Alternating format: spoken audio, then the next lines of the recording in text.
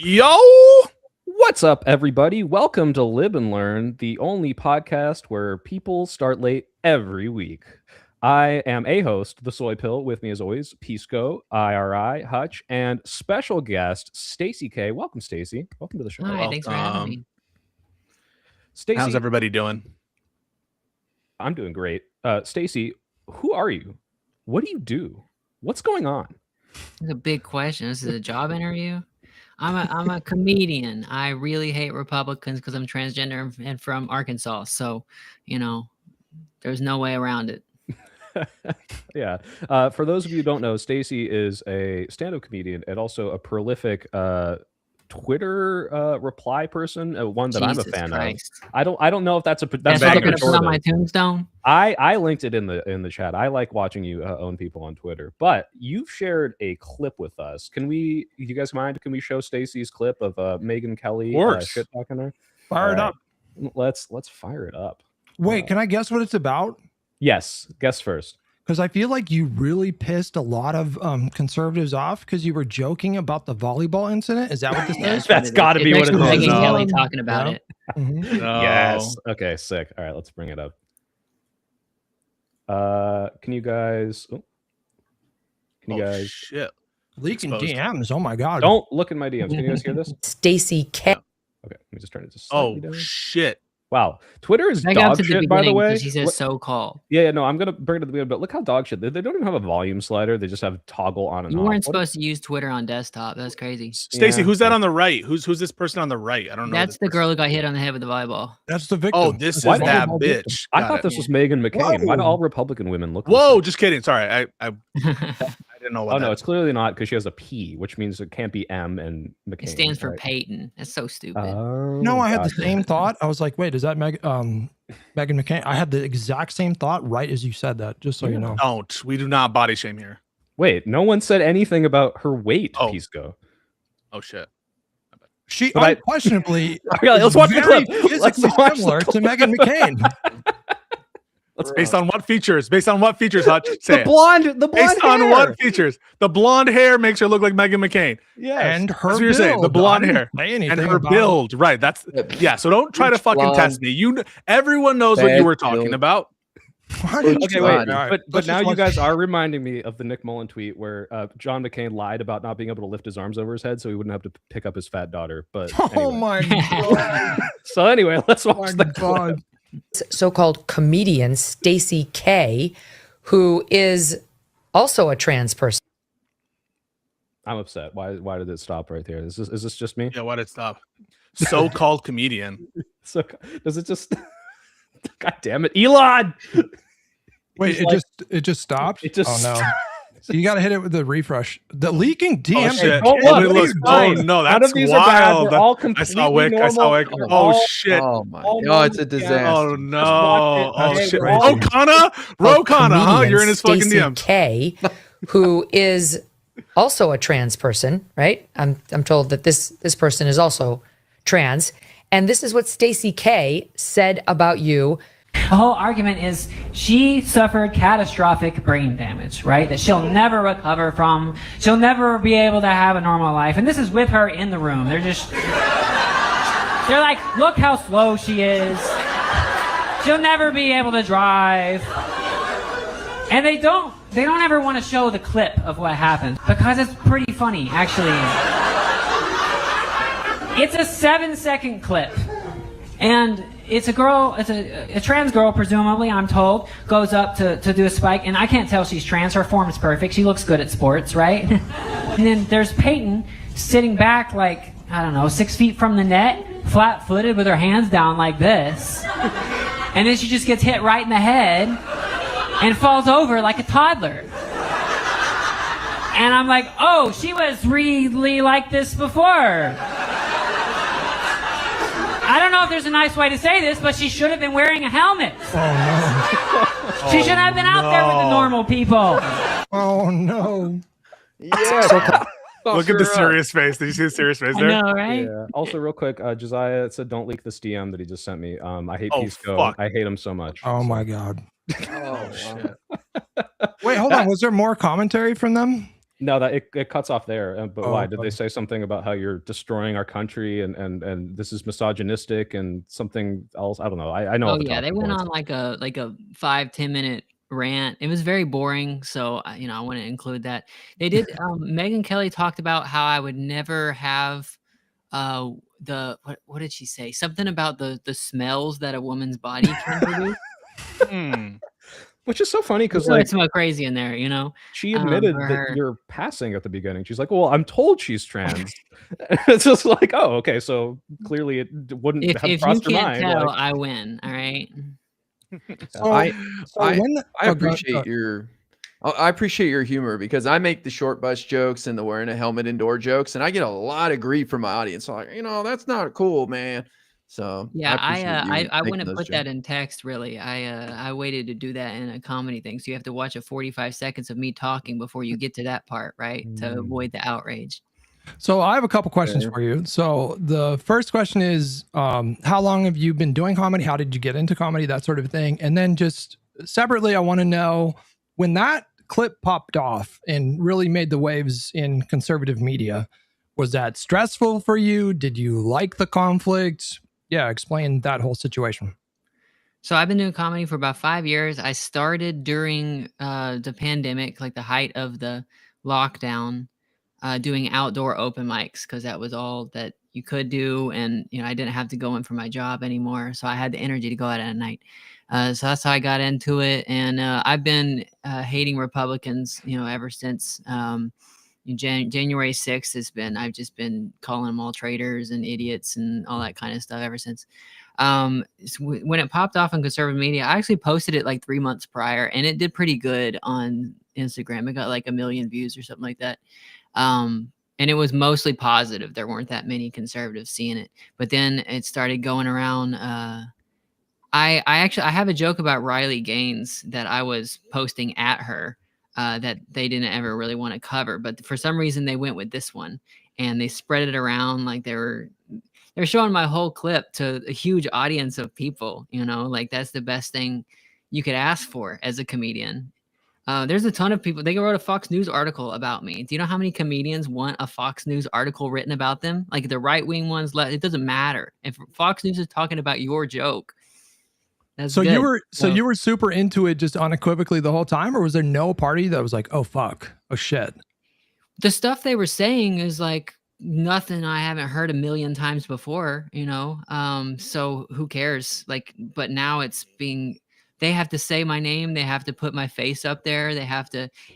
And it's funny because the thing about talking about Peyton is they have to talk about how she's brain damaged all the time. So they have to constantly bring up that she's brain damaged. And there's like one version of the article that's a picture of me on the left and then her on the right. And it says like transgender comedian mocks brain damaged girl or something like that. And it's got a picture of her looking great and looking not great, I guess. And just it's good coverage for me, and I haven't. The weird thing is I haven't gotten any like the leftist or like LGBT media hasn't talked about it at all. So it's like the They haven't Daily blamed you Mail. for causing Trump to win, because that's what the meme is, No. right? That like because of the trans issues in sports, that's why Trump won. It depends You who haven't you're gotten any talking about. Some people think that it's all Palestine, Israel, and some people think it's all Yeah, Israel, it's all trans people. So it's one of them. But You're kind of at an interesting it's like an interesting time to start doing comedy, because I feel like, am I just imagining things, or has the whole landscape shifted pretty dramatically in the last 5 years? We went to you mean with woke, trans and then, people? Or no. I mean like all just of it? comedy in general, because we went Yeah, to I mean, like that's woke, and a then big went to movement. anti woke, and we went. Now are we going back to woke? Like what's going on there? It's hard. Like I want to talk about stuff, right? Like I don't want to do fucking a corporate job or whatever. It's hard to focus when you're reading these headlines of basically the end of the world all the time. So I kind of do it for free most of the time, just on the internet, just hating these people.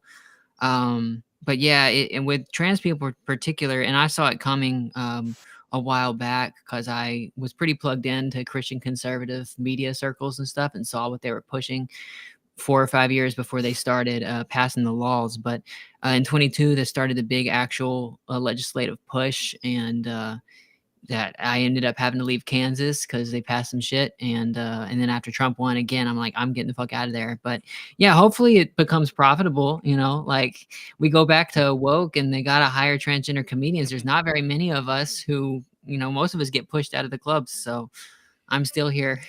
It's got to be. Go ahead. Well, it's curious because like this idea that you're a provocateur, like you almost like wanted them to blow you up and get upset about this. Like that was their whole MO from like 2016 to like 2020 of like, oh look, we're triggering the libs, and I'm Milo Yiannopoulos, and I'm gonna say something, get it blown up, and they like haven't caught on, and they're like, when someone does it to them, they're like, oh, we really got to blow this up. They've become the libs now. They are the libs. Joe Rogan is the libs. Like that's how it is now. He's the establishment. In my article, they asked me for a quote when they wrote the article, and I said, looks like the woke left is trying to cancel another comedian. They put that in the article at the top. That's in the Fox News article? Yeah, look it up. Transgender comedian, Fox News, look at, you'll see it. That's pretty great. I like the toughness because for too long we've been like weak and just taking their shit, and now we're hitting them back, and they don't take it very well. This is the right is the party of victimhood, man. Looks like the woke left is trying to cancel another Canadian case. Wow. You know what? I think I read that article at the time. Yeah. Oh, that's great. I mean, it is interesting. Is it really just as simple as like woke, but say the R word at the same time? Is that really like the secret sauce moving forward here? Well, I didn't say the R word, but no, I mean,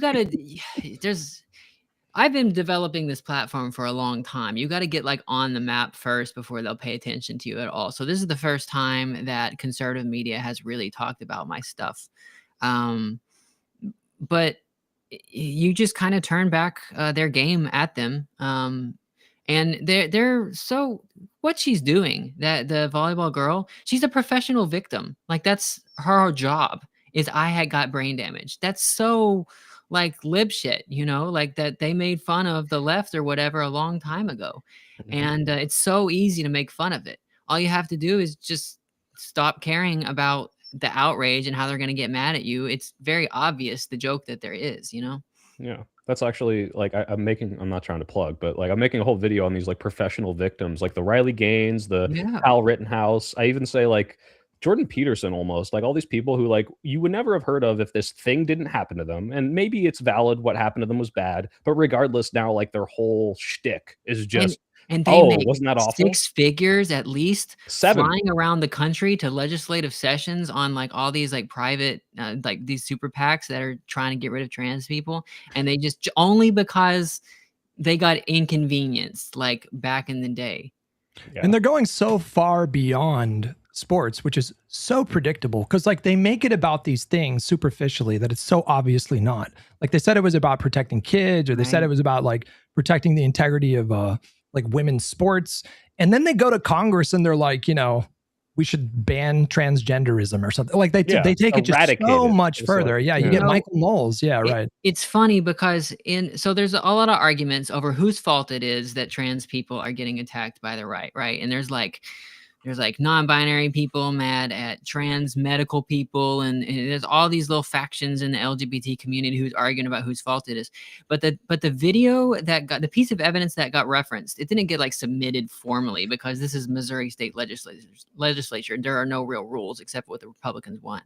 But the thing they referenced the most was that manufactured video of the drag queens in the daycare or whatever. Like that's a fake video that Libs of TikTok posted. And they were all talking about it like it was real, like it's something that never happened. And they made up a stick to beat a dog with, it was none of our faults. That's just fake shit. They don't care about the details. They'll just make it up. Yeah, that's like why they pick the sports thing. It's because like if you talk to like a reasonable lib who's not tuned into trans, politics whatsoever, they might say, "Oh, like yeah, maybe that's unfair. Maybe we should do something about that." But then you look at what they actually try to pass, and it's let's get trans people out of bathrooms, let's get them out of sports. In fact, let's just make it so they can't get hormone therapy. It's just a facade to like deflect from their real position, which is I fucking hate all trans people. Get them out. So Right. it's The really trans sports shameless. bans were just a very tiny fraction of what the legislation was actually going through, but it's what was getting the most media coverage. Oh, bro, I will never forget the president of the NCAA testifying in front of Congress, and they asked him point blank, "How many trans athletes are there in the entire NCAA?" Of which there are 500,000 roughly athletes that are competing, and it was less than 10. At most, we're talking about 9. I did the math. Dude, trans people don't like sports. That's the funniest thing about all of this is they're trying to keep us out of sports. I'm a big sports fan, and I can't get somebody to watch a football game with me. Like I just watch football games by myself most of the time now because like my trans friends, they don't want to see any of that shit. They don't want to see basketball. They don't want to play any sports. They hate it. And the fact that all of it is about getting us out of it is just so ironic because we weren't there in the first place. It reminds me of oh, go ahead, Guy. Well, I say, did you all see that video of there was a guy with makeup on in the men's room and the guy freaking out on him? It kind of Oh yeah. Well, So they're all. I oh, feel like they're all like yeah. closeted and fucking. They're just like so self-hating, and even when it's like clearly a masculine presenting guy, they're going up to like a human male, very clear human male who is not trying to present as a female, and telling him that he should be in the women's bathroom. It was one of the most hilarious fucking self-reports I've ever seen in my life. Oh, I didn't Yeah, see this clip. Yeah, it's insane, that they act like it's going to be peaceful for us in the men's bathroom. We left the men's bathroom for a reason. Like it's not like we just wanted to go in the women's bathroom. It's just like it wasn't safe for us because there's the people that are going to be in there that are going to be threatened because we've got makeup on. So yeah, they don't care if you're a guy. If you got makeup on, they'll kill you too. Yeah. It's pretty the vibes are pretty dark. Like the anti-trans hysteria over the last, what'd you say, it ramped up like the last 5 years, I guess? Like, did it really pick up? 2022 was the first like big legislative push, and it was around 2020 when you started to see like some when there's an earthquake, what is it, the pre-shocks or whatever? Like it was like it was starting there. They were testing it, but it took off in 22 is when they really went nuts with it, and then Feels Trump like question for you. on it big time in 24. Go ahead, I just have Pico. a quick question. Yeah. So there's like controversial notions among certain, I don't know what to call them, minority groups or whatever. That so, for example, this notion of an Uncle Tom, like a self-hating black person, or someone who is like against the benefit of that individual group.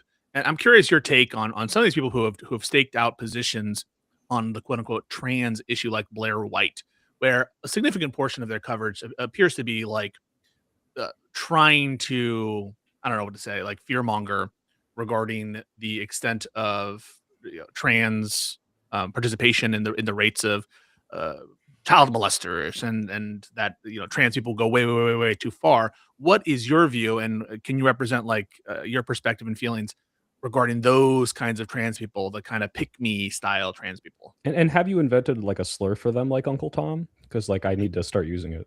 Cross-dresser. Oh, no. Really? Yeah. Well, and you've got individual insults for all of them. So like, I was calling Blair White, Curious George, and Randall from what is it? Recess, because that's what she looks like. Also Voldemort, because she had a bad nose job for a little bit. But yeah, these people, they Blair White, she lives in California. She moved to Texas for a little bit and then moved back to California. They're protected. Most of them, usually they're white, and they know rich white people. And there's a lot of rich white people who love trans girls who are very conservative in every other way. So they got to say stuff to get it, keep in good with those people. And, like Blair White, she got to go on Joe Rogan, which is massive. And, if I got on Joe Rogan, my career is made. That's what a lot of her stuff has come from. And she gets to talk about being the good one and telling him whatever he wants to hear. Right. So yeah, but my slur for them is usually cross dressers. So speaking of Joe, someone in my chat was asking like what your thoughts on the Texas Austin comedy scene and all these people like clamoring for anti-woke comedians and how we finally are in power again. Like what are your thoughts on the idea that like now they are the establishment like we kind of talked about and like they can't handle it when someone takes a crack at them? Like have you experienced any of these like Austin comedians? Are you familiar with any of them like in real life? Yeah, I mean, I'm pretty familiar with a lot of the people from there, and there's some good people in Austin, but if you were actually good, you'd be in New York. Like that's how it is. Unless you get really big and then you go to LA to make movies and shit like that, and that's another thing. But it's New York or LA, and Austin. Joe Rogan's got his night. It's a nice club. He always gets crazy crowds and stuff like that, which is difficult outside of New York, so that's good. But if you're trying to get like moving up the comedy thing, there's people in New York you need to impress, because New York's the only place that's like dense enough, has like enough people and a long history of show business type things like that.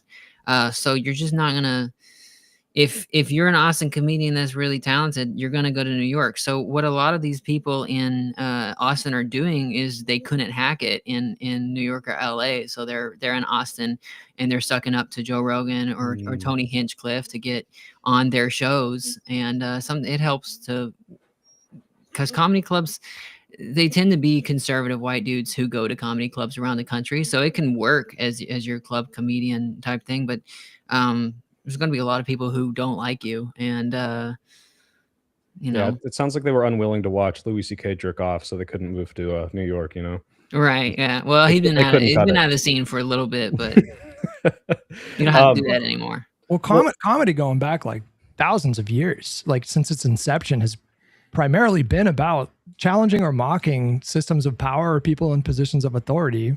And then you had this entire like cabal of comedians just did Madison Square Garden with Trump. Tony Hinchcliffe did. He's trying to act like he's like the most like fringe comedian possible, alt-com, whatever. He wants to be the edgelord. The goddamn president had him for a Madison Square Garden rally. And it's just really difficult to keep the edgelord stuff like facade whenever you're backed by the goddamn administration, Yeah. And now you have this relentless assault by South Park, every week, just ruthlessly, serving the kind of position that those comedians used to be expected to serve. But is South Park still? Because I stopped watching South Park after they didn't say anything about Charlie Kirk. I'm sorry. It's been nothing but just a relentless, like really brutal mocking of the administration. Every episode that I've seen, I don't know if they've. I saw that first episode and it was absolutely brutal. I just was expecting them to do something about Charlie Kirk, because they had Cartman being Charlie Kirk. Like that was like a few weeks before he was killed. Yeah, I think that Kirk actually changed his profile pic. Happened. That seems like cowardice to me. Yeah, I mean, if they're willing to like depict the Prophet Muhammad and risk Comedy Central taking them off the air, I think they should have tried something. But maybe they're scared because like the FCC is in control. Cowards now. Yeah, let's say it right here. Matt and Trey are cowards, and everyone who believes that on this podcast, don't raise your hand right now so that they can clip it and so that we all agree with that legally. What are your sacred cows, Stacy? Do you have anything that you shy away from, or that you say is sacred cows? About that sacred cow, a cow that you can't barbecue, stuff that I don't talk about. Line you won't cross. Stuff that you don't like to joke about. Yeah.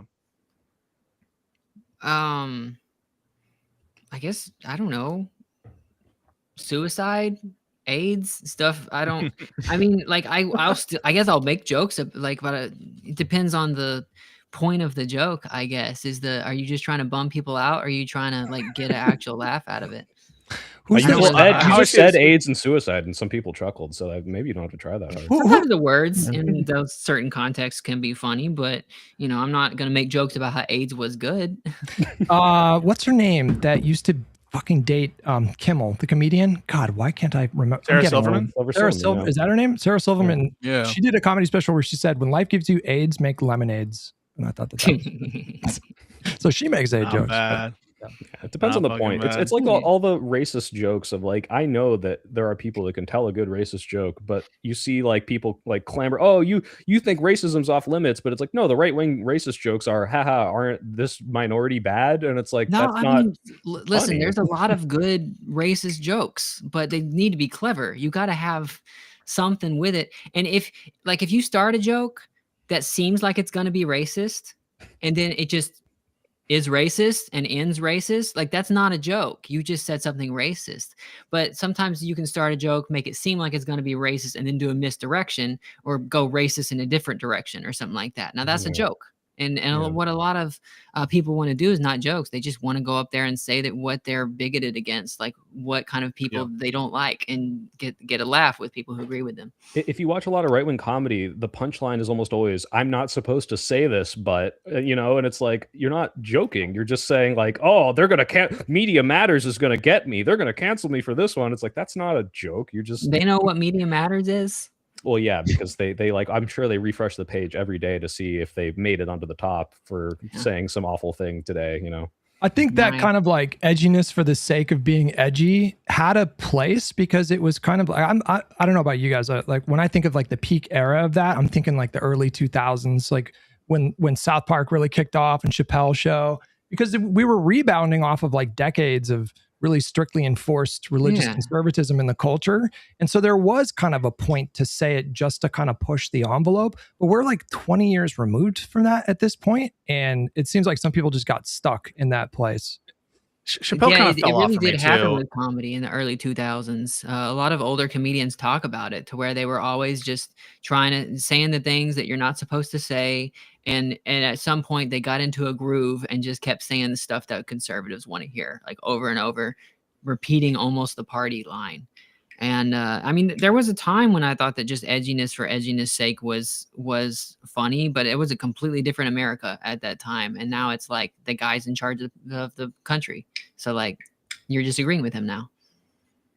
It feels like a lot of it's self-pitying too. Like I'm thinking back to the Chappelle. I don't know if you guys remember that. He did like a special where he brings up his trans friend who like Yes. committed suicide or Oh my something. God. And it's like, on the one hand, there are definitely some funny jokes you can say about trans people or black people or whatever you want to say, for sure. But the entire bit of the joke seems to be him feeling victimized and self-pitying, and how he's such a good person. He cares about his friend, and why are you coming after him? Let And me so, yeah. go. Keep going. I want to talk about that was basically Okay. it. I just felt that it wasn't funny, and the edge to it seemed to be, for its own sake, or to protect his image and see that like he actually really does care and he's not a bigot, and et cetera, et cetera. So the thing about that is just because you had a comedian open for you does not mean they're your friend. And there's this thing that comedians do on purpose, where they will book somebody who does not fit the room, who's going to bomb in front of your audience, so that they'll bomb. And when you get up there, by comparison, you look really good. That's what Dave Chappelle did to this person. And then he's afterwards claiming that like he clearly set her up to fail. Like that room was never going to be happy with this. She's new. He talks about it in the special. She had only done like 7 shows before, and he's putting her up there in front of his massive audience and then basically making fun of her afterwards. That's a classic comedian thing. And also he blamed her suicide on trans people bullying her. Yep. Oh my God. She killed herself after she lost custody of her child. That's what happened. And he was making it sound like the woke left did it to her. And it's just like, and then he misgendered her from the grave. It was crazy. And she's not alive to talk about it. So yeah, I got real upset when I saw that special. I've never seen any of his stuff since. Yeah, I had some friends who were like Chappelle defenders, and I generally think Chappelle, especially back in the day, is like super fucking funny. But for me, it's like, this just isn't funny, and I can tell that he's like, he has an axe to grind with the community, the alphabet people, right? That's when he coined that. He does, that and phrase. also his release schedules are so fast. He's putting out a Netflix special like every year. You can't do an hour of comedy that's, jokes, laugh, that condensed. You're supposed to work on those for a while, and he just makes a fuck ton of money just going up there saying political opinions, and that's what he's doing. You can't really blame him because like that's so much money, but what he's doing now, it's not like regular comedy. And not unlike Dave Smith too. Like I've never seen Dave Smith do like, maybe I should be seeking them out or whatever, but he just seems to be giving like mid takes on news shows or going on Piers Morgan. Like, I've where never the seen fuck his is the comedy? stand up. I see him on the Skanks thing all the time, and that is a comedy show. It's not all about politics, but yeah, Dave talks about politics all the time now, which that's also just Twitter. Like that's kind of, you have to talk about politics now or you won't get any engagement. So Who is then the best mix of politics and comedy, in your opinion, that actually does both well? Other than yourself, if that was what you're going to say. I like Shane Gillis. I think that he does a good he'll talk, like do some social commentary kind of, but it'll be like the premise really for the joke and not him just telling you his opinions. Like he did a SNL a little bit ago, and he talked about Ken Burns' Civil War documentary. I don't know if you guys have seen this, but he did a Ken Burns Civil War documentary joke on SNL, and it crushed. But it was talking about racial stuff. But it was like because it's a Civil War. But he's like educated and kind of like knows kind of how if you'll see him go on like Rogan or like doing other podcasts, he knows kind of what's going on. And he's kind of a lib, but also he's not lame.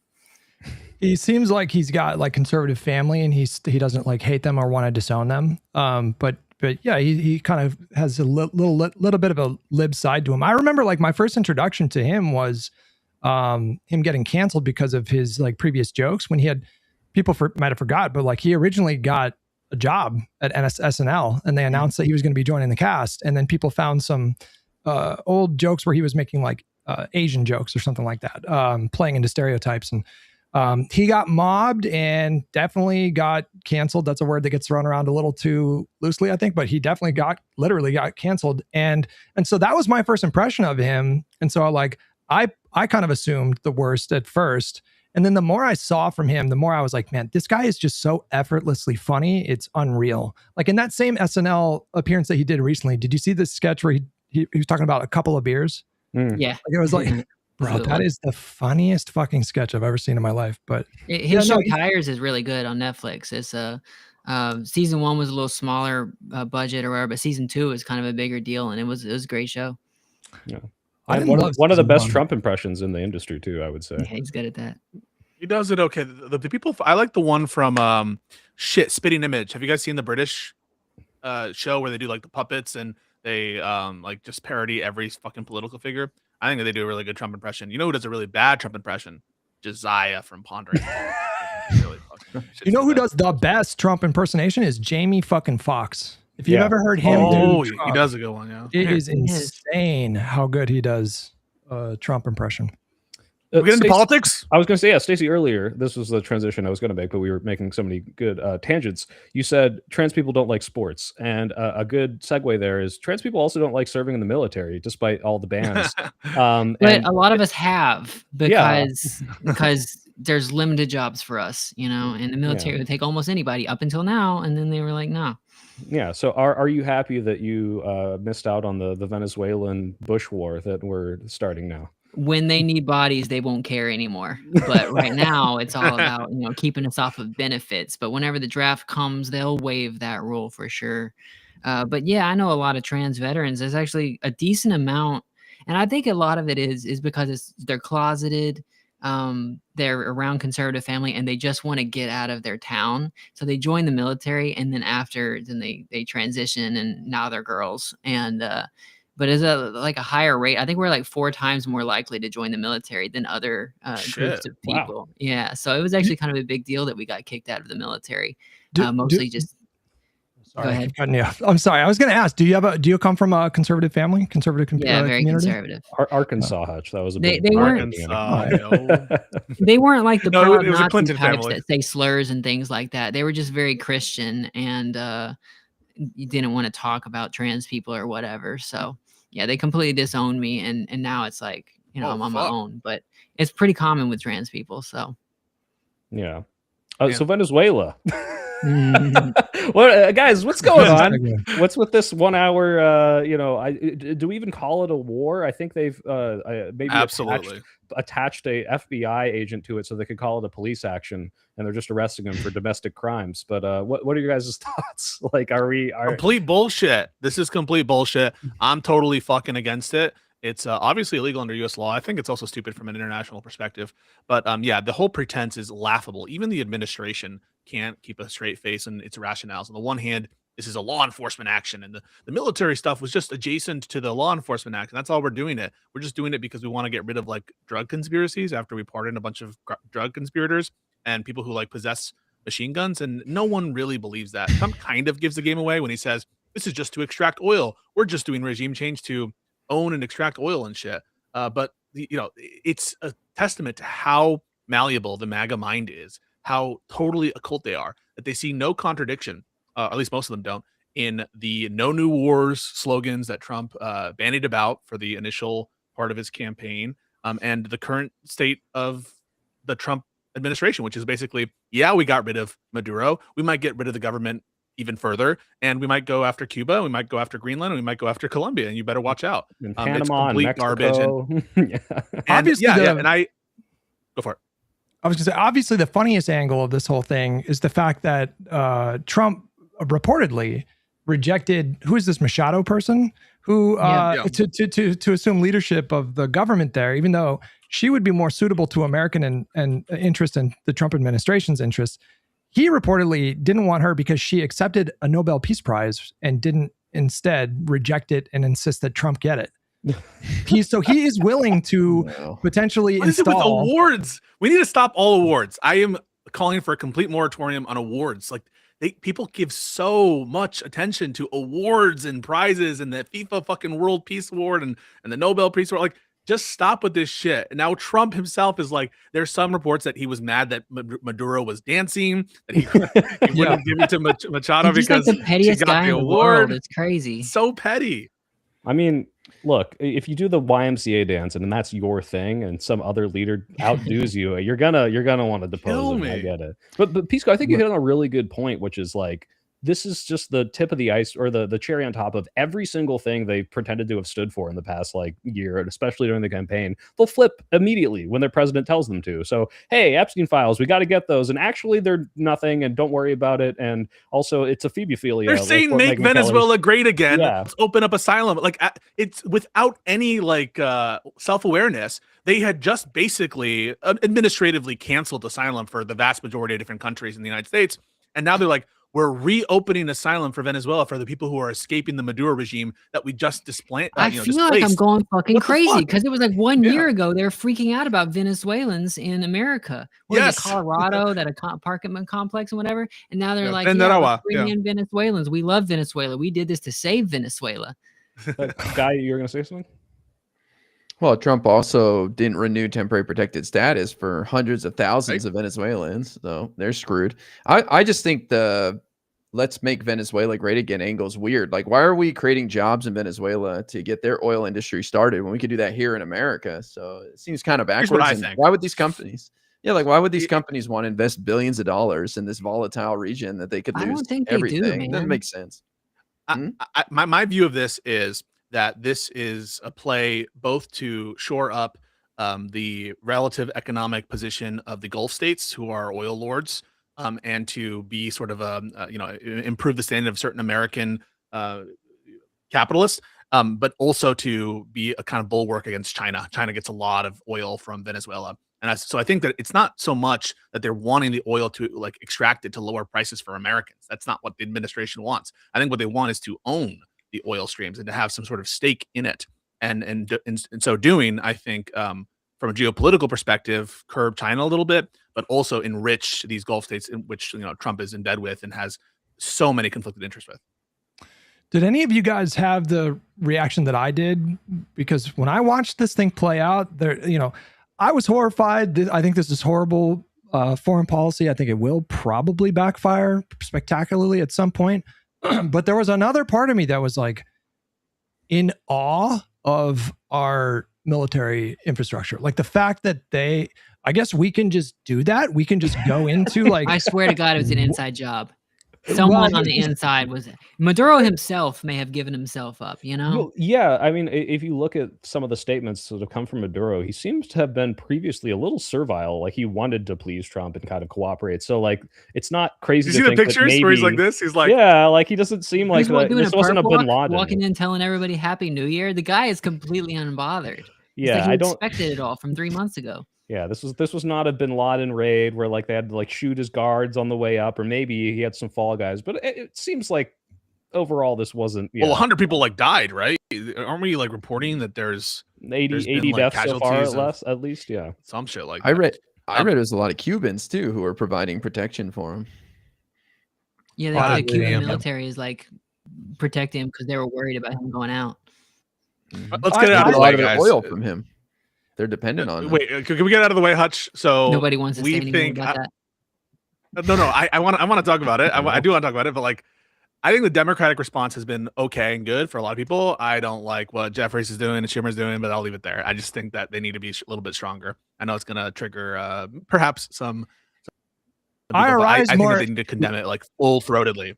Guy's been more euphorial than me these days. I'm gonna sit back and watch the fireworks. Go ahead, Guy, get after him. No, I don't know. I'm not impressed with some of the statements. I think they're just like, look, this guy's a murderous dictator and he's got to go. And they're trying to focus on that instead of, appearing that they're defending Maduro in any way at all. So that's kind of my take on it. I don't know. What was your problem with what they said, Pisco? I think that they didn't condemn it. They basically saying so some did. I like Kamala Harris's statement. I like Ruben Gallego's statement. I like some of these people condemning it. But the people who are just like acting like the EU did, where I can understand the EU's constraints and Ukraine's constraints, where they're kind of like being non-committal about stuff. But when our Democratic leaders are basically like, well, we're very concerned, highly concerned. You guys are supposed to be the opposition, all right? I would like you to oppose the leadership. And that's all I'm saying. I think the Democrats, by and large, are doing a decent job, but I would prefer some more strong statements from our leadership. Did It's you just, see to Schumer's me, piece, it's not like that big of a deal. I saw Hakeem Jeffries. Schumer came out and he says, if Schumer, I thought, was a Republicans little- don't step up, they've got a lot of shame coming their way, or just like the most like feckless, like, dude, we're so far past that point, dude. Come on.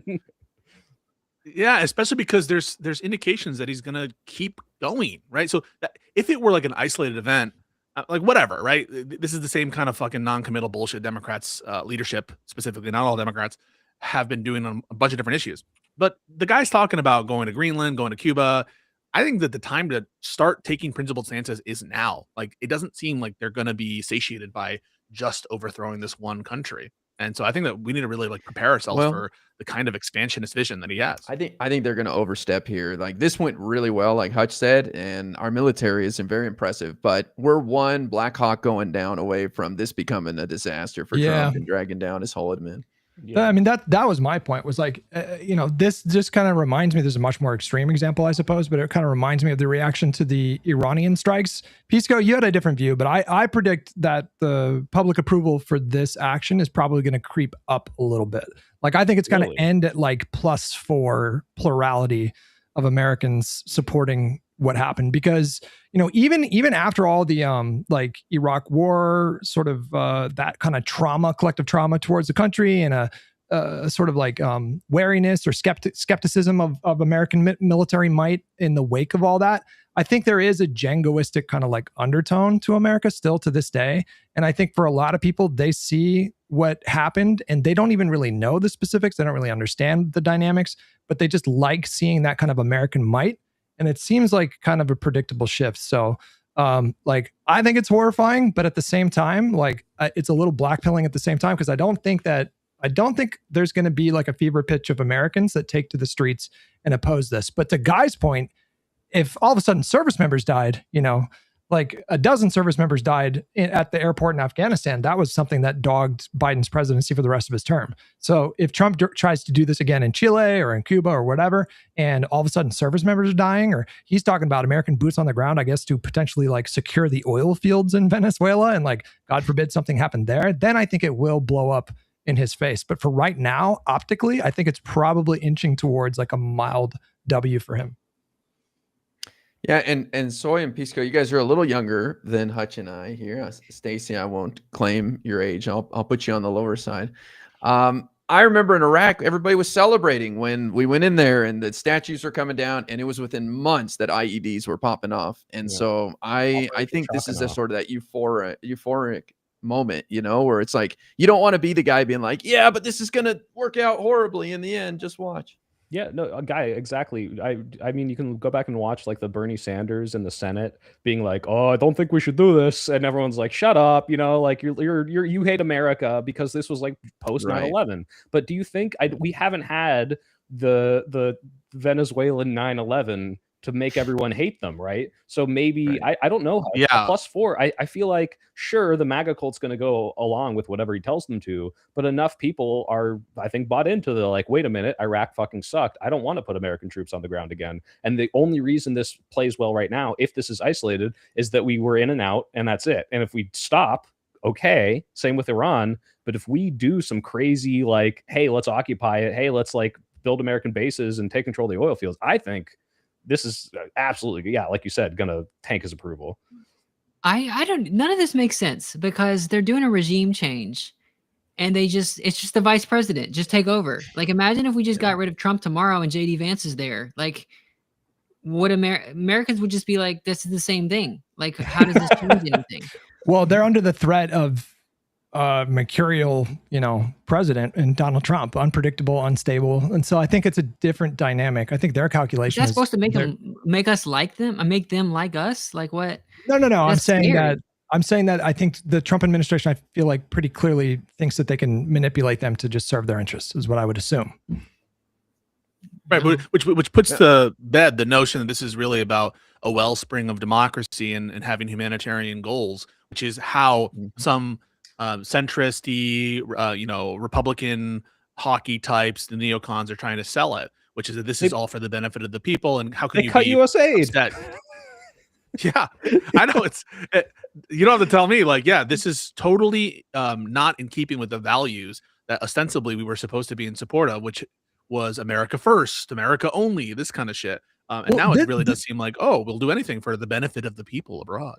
Well, this feels a lot different from the build up to the Iraq War and the initial stage of the Iraq War. For them, it was like aggressive messaging on WMD and spreading democracy. Mm-hmm. This feels a little bit different. I think everybody understands at this point very clearly that this is about controlling their oil reserves. That's what Trump just came out and said, essentially, like, we want to control the oil. We never should have never should have let them nationalize their oil. So like, I don't know. Like, I don't see a lot of aggressive. I feel like maybe the establishment types like Rubio, he might get up there and put out some kind of false pretense, but Trump himself is undercutting that as soon as he opens his mouth, because he has no fucking filter and he just says what's on his mind. Like, he's just said straight up, like, yeah, we want to control the oil. That's they how contradict aliens each other exist. so many times, Rubio and Trump. Yeah. And it's like, is that on purpose? I doubt it. Does I anyone really know? doubt. Or is he just crazy? Yeah, it's like the whole. There's no coherent plan. The 4D chess meme has been disproven so many times. They're just incompetent. It's like, hey, we're going to run the country. Hey, Rubio, what does that mean? Oh, we're not going to run the country. It's like that. They just are not on the same page. Well, they do seem to be making the same mistake that the Trump administration made, which was no meaningful foresight whatsoever to what comes after Saddam. Like, that was their fatal flaw. Obviously, they militarily dominated Iraq in this. It was not a fair fight whatsoever. But they got very complacent. They got way overconfident. And then it came out after the fact that they literally had no coherent plan for like what came after. And it seems like they're doing the exact same thing now. They just assume they're going to be able to install a puppet and everything's going to be fine. There's no thought to how this could blow up in their face. And maybe it takes 5 years or 10 years or 15 years for it to blow up. But this seems like a pretty pivotal moment that could spectacularly backfire. You're saying, Guy? The only thing I wonder about is the goal doesn't seem to be nation building here, like democracy, which has been our goal in the past. Trump's not even talking about that. He's just, he's a criminal and now he's got other criminals he can work with. I guess he had beef with Maduro, but now he can work with these other clowns in his opinion. But I wonder if there's a different outcome, but I'm expecting it to fall apart for sure. And I worry about a migrant crisis at our southern border. I mean, millions of people will leave Venezuela if it goes to shit and they'll come straight here. So this is what I think Pisco is thinking about too, is how it can negatively impact us here. But I don't know, it might be a little different because Trump is a criminal. He's not really interested in building a democracy. And I think that's what caused us grief in Afghanistan and Iraq, which many people have said. Which is why when you're dealing with some of these like neocon individuals who say, "How do you support the fucking Drew Pavlos in the world?" By the way, dodging motherfucker. I see you, Drew. He DMs me. Oh my, I can't wait. I hope I'll get a chance to talk about what he. I DM'd see me. you It's dogging him every absolute- day on Twitter. Yeah, I know this motherfucker is so slippery. Anyway, you should absolutely take in consideration the motivations and intentions of the administration when assessing the likelihood or tendency of a current plan to achieve the result that everyone is saying justifies the action, namely the creation of a democratic wellspring in Venezuela. If the people who are in power, either in USA or in Venezuela, are not committed to that outcome, that has a bearing on whether we think that outcome is in fact likely. And so don't let these people either claim that, one, that we should not consider the corrupt and contradictory motives stated by the administration with the action, or B, that when you're talking about legality under U.S. law, even under U.S. law, that's mere proceduralism. Like, no, we don't want ourselves to live in a dictatorship or authoritarian state where the president could just like ignore what the Constitution says, which gives the power to Congress to authorize uses of war, except in cases of emergency when we're actually being attacked. But there has been no Venezuelan 9/11. There is no Venezuelan invasion into our country. And so, yeah, you should just like completely dismantle, if you're a liberal debater in these spheres, anyone who's trying to argue from their perspective of humanitarianism, because it's not actually what's motivating the people, and it's not what's going to probably happen. well, they are scrambling for the so you like Maduro like narrative. Oh, I thought kings were bad, right? And it's like not a single Democrat is like, oh, we love Maduro. That's why we're upset about this. It's about the illegality. Right. It's about the misuse of power. So It's almost as obnoxious as the lefties. I'm sorry, I'm going to take a huge shot at lefties. There was Don't one do who came on that. my stream yeah, the other day. no, all of I us know, were right? really Yeah. mad at you. I know, right? All my new socialist friends, but like, some guy came on my stream and was like, "You shouldn't condemn Maduro. You shouldn't say Maduro is bad if asked." And it's like the same shit as people are like, "Don't condemn Hamas. Don't condemn Saddam. Don't condemn." Like, dude, on the one hand, yeah, absolutely, you should paint your narrative. You should like be strong and shit. But we shouldn't be actually defending Maduro or refusing, if you're on Piers Morgan or some shit, to condemn Maduro, because the motherfucker sucks. And I'm glad that no Democrats are like out there defending him. Can we do a quick little exercise just to break a liberal stereotype? I'm going to share a blank map here. Can you all see this? Nope. No. No? How about now? Yes. Okay. Fuck. All right. No cheating. You have 10 seconds. You're going to hold up fingers. I'm going to close this, and you're going to tell me which of these is Venezuela. Are you guys ready? Yep. All right. On three, hold up your rubber fingers. All right. 1, 2, 3. All right, cool. We all did it. Just double checking that. I play Libs know Risk. geography. Hell yeah. Yeah. Okay. I can name all those fucking countries. Well, of course, I you cannot. can. Be able to- I cannot. it's 'cause I'm I fucking tried to do one of those Latin maps today. I failed all the bottom ones and I got all the top ones. Really? I got 56% on geography quiz for South America, but I did know that Venezuela was like on the tippy top. Got it. But you know, That's good. no MAGA can find Venezuela within 3 inches on a globe for sure, man. They have no clue. They where that is. can. You don't think they can get the continent? They might point at Antarctica, man. I'm telling you. Did you guys see the Oh. WAPO poll that came out? Was it WAPO? It is crazy how perfectly split the opinion polls was. It was 33% support, 34% oppose, and 33% had no opinion. It was like literally like a third of the country for each position. But I think like so long as this situation doesn't devolve immediately into total chaos, I think it's likely to garner slightly more support. Dude, Pisco, we you might be disagree? moving on to Greenland next week. That's what they act like. It seems like they're trying to deflect about Venezuela by talking about Greenland. I've never. Which makes no sense at all. It's like it's totally irrational. But yeah, I see them doing that. I don't understand are they actually going for Greenland? Is that the plan? And or are they just trying to distract? Is this the one you're talking about, Hutch? No, it must have been a different poll then. I don't know. Yeah, because that one it was- shows maybe it was a net YouGov poll. approval, Mr. Hutch. And the thing is, you should. No, take the into other one had consideration- No. I have not seen a poll that showed a slight support. All the polls that I've seen have been like 2 to 7 points net opposed to what happened.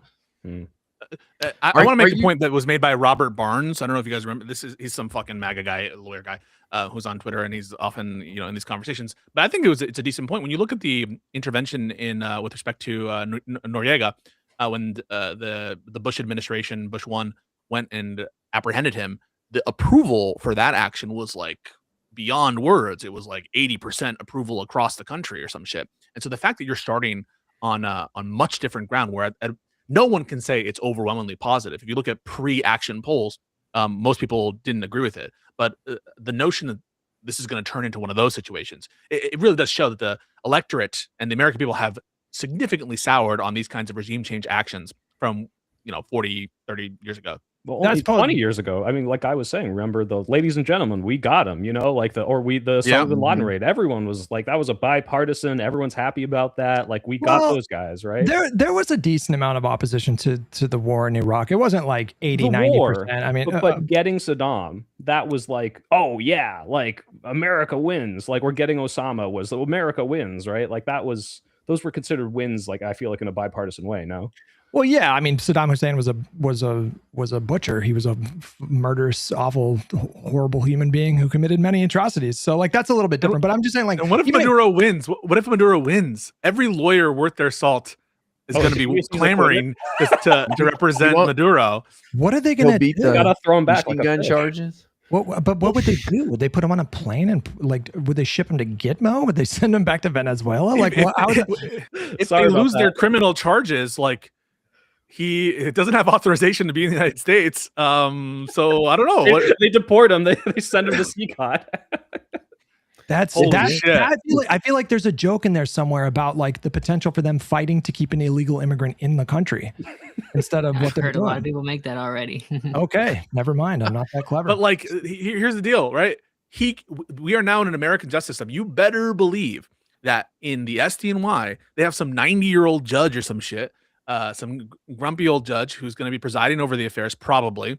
And yeah, you better hope that they cross their T's and dot their I's. But look at what the administration has done in previous prosecutions. They fucked over the sandwich thrower, or the prosecution of the sandwich thrower. They lost that case. They fucked up James Comey indictment. They fucked up Letitia James indictment. This is not an impressive DOJ. And so it's not beyond the realm of possibility that some court somewhere will say, sorry, either this they action, lost Kilmar Abrego Garcia too. Yes. So like, let's just be real about that. There is a distinct possibility that this guy walks on the criminal charges and like, holy fuck, what happens after that if Maduro is just free in the United States? Like, has anyone thought about that? He's just like walking down the street with like windbreakers, throwing up peace signs, doing fucking selfies with everybody. We'll invite him on Live and Learn. He's gonna start like a cameo, and like make fucking thousands of dollars every day saying happy birthday to Bill. What's up, James from Ohio? I think Trump might be dead by then. So by the time the trial's over? Maybe it could take 2 years. And how many it's not looking so hot. High fives are making his hands bleed. So yeah, you're right. He's becoming incredibly frail. Right. Oh, did you see that story, Stacey? It was like, oh, I'm taking way more aspirin than my doctors are telling me to. He just admitted that. Yeah, I'm not listening to my doctors. He said, I want taking way too much medication. Into blood. I don't want that. It says 400 milligrams on there. I'm taking 600. But it doesn't work out because it's boring. He keeps taking like cognitive exams. Like, why does a person need this many cognitive exams? Like, feels like every week he's bragging about his latest cognitive exam. Like, oh, maybe something's wrong with this dude. Maybe he's insane and going loco and is going to turn into like a human vegetable soon. Pisco, he is passing the cognitive exams because he can tell what animals. Right. They have a donkey, the camel. A lot of people don't know the rhino, but I do. Yeah, he fucking knows the rhinos. We've talked about this before, I think, on the podcast, but like him physically diminishing, I think, is going to cause like mass psychic trauma because he's built his whole image around this kind of insane fake machismo shit for the last several years. He's all about projecting strength and masculinity and that sort of a thing. And he also cannot physically cannot resist being in front of cameras. And so I don't think they're going to have an easy time, like kind of ushering him off to the side. Like, I think like we are going to witness like the full decline because he's never going to stop going in front of cameras. The guy was falling asleep at the press conference. They can't get him like Biden. Even Biden was like, taking keys away from your grandpa who shouldn't drive. But Trump is much more steadfast than that. There's no way he steps down if he can still walk. No. Hey, they have to spray tan him all the time to make him look normal. Do you think that when he dies, they're going to spray tan him in the coffin? 100%. They're gonna do the Charlie Kirk treatment. That was a little bit. Wait a second. Can we make fun of Erica Kirk? Chill. Pisco, I have a whole 10-minute segment in my new video making fun of Erica Kirk, so of course. Oh, really? Yeah. All right. I'm gonna have to take a look at the video. Those memes have been fucking phenomenal. The Erica Kirk memes with the fireworks displays. I think it's too risky. I mean, they did it Democrats to might themselves. overreach, Hutch. They might overreach and lose the election. By doing that. Relax. Okay. Hey, My favorite new one is stage 6 of grief is throwing out hats into a crowd. Oh, those memes, those are so fucking good. I listen, I think that if you put yourself in the arena, I kind of think that it's fair game, right? I think it's a little bit of fair game. And say what you want about Turning Point USA. It really does feel that they're starting to lose a little bit of their influence, or that if anything, if like this past event was anything to go off of, it just doesn't seem like there's the same energy that was when Charlie was there. They're gaining Well- they're gaining like followers, like subscribers and all that kind of stuff. But as far as like normal people, no. And Charlie was always kind of like a guy off to the side. You only saw his little debate clips with some college people. They never saw like extended speeches from Charlie Kirk. Sure. But when you put them out there, especially if it's Erica talking, the average person is gonna see that and be like, that is a psycho. I don't want that person anywhere. Did close you to see the me." Nicki Minaj shit? Yeah, I Stacey? did. Yeah. Yes. They It's like terrible. saying nonsense at each other, taking turns like word salading, and then like that assassin JD Vance, and it's just like 10 seconds of silence as they're both like looking at each other like this. No, it was so cringe. Her cringing made that clip so much funnier because like Nicki Minaj, So like good. Why did she say that? What did she mean? She fully froze for like 10 seconds and just the cringe got more and more intense. That was gold. I couldn't handle it. Yeah. Well, did you see that Erica Kirk? Sorry, wait, guy, you've been interrupted like twice. Go ahead. I read that Charlie was involved in the planning of this event, so this is like the last hurrah, because I don't think this goes after this, and nobody wants anything to do with her or this movement. Yeah, I think it's over. Well, self-contradicting, right? They're all about like, hey, women, shut up, get in the kitchen, obey your husband. Also, here's the new CEO. Everyone listen to her. Like, and it's but Well, yeah, go ahead. y'all know about that they're opening chapters in schools, right? Yeah. Turning Point Yeah. chapters. Oh, are all they? in- Yeah, and they're trying to make a little Hitler Youth. So that's what we got to watch out for. Is like this isn't like normal educated. This is like kids that they're trying to induct into the Hitler Youth program, and it's going to be well funded. They're going to have nice little uniforms. They're going to have good snacks and all this kind of stuff. When you're at school, where do you hang out? You hang out where cool stuff is, So they're going to make it fun, I'm sure. And you're going to have all these little soldiers for the Turning Point movement. And the Republican and the blue states probably are going to like get rid of most of it, but the Republican states, which is like there's 27 Republican governors, they're going to go along with it. And They already we'll signed be bills dealing with that are all these like little putting Hitlers. PragerU in public education, right? Like this Yeah, like insane amount of Oklahoma. PragerU's running Oklahoma now. what is it, the 50th in education or Yeah. 49th? I don't know. Maybe this It's will down bring them there. down to the 51st. Puerto Rico will get included. Was it Oklahoma? They thought that they had made significant gains. No, that's Mississippi. Was it Mississippi? Reading? There was there was a thing came out Yeah. where they were like, "Oh my God, Mississippi's like ranked number 2 in the country," and it was a data error. It was like a data entry error, no. and it was just completely wrong. And the person who made the data error was from Mississippi. Please let that be I don't know. true. Wait, which was Oklahoma the one where the superintendent accidentally put porn on the screen and then had to resign? Do you guys remember this? He was doing some kind of like a PowerPoint presentation with like the school board or He's something. fired now. And porn ended up on the he had screen. to quit. That was That's fucking hysterical. Ryan Waiters, I think is his name. He was the guy that was fighting to get like the Bible in every school. That guy did that? Yes. No Yeah. fucking way. No, that loser who was like, hail Trump and Yeah, we bro. love Trump Yeah. and our. That's where what kind of porn was it?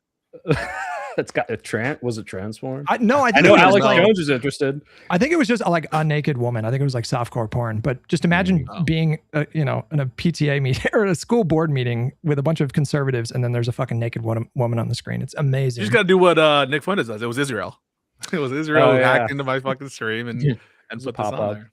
Well, what's it called? That's Oklahoma's where you guys, I don't know if we talked about it, the Samantha Fulnecki story where she wrote that awful essay and got a bad grade, and Yeah. They tried to pretend like she's like the professional victim, and now she's getting the speaking events and the TPUSA tour, and probably I think the governor gave her like a participation trophy. Like it's so brazenly like The grading rubric was a bit ambiguous, though. Let's be honest with that. Did she deserve a 0 out of 10? Have you read the essay Or out of Pisco? 100?